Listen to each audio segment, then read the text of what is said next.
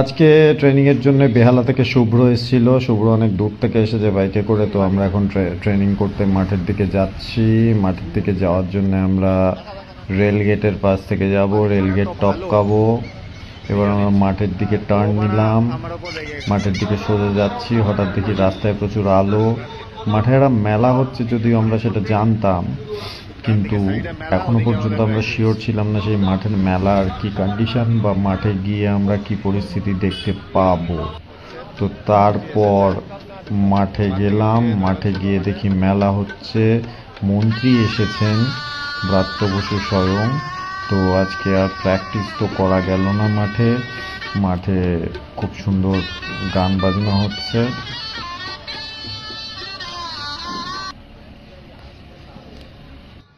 মাঠে চরম সুন্দর একটা বৃক্ষ প্রদর্শনী হচ্ছে, যেখানে তখনও গেট বন্ধ ছিল, আমরা ঢুকতে পারলাম।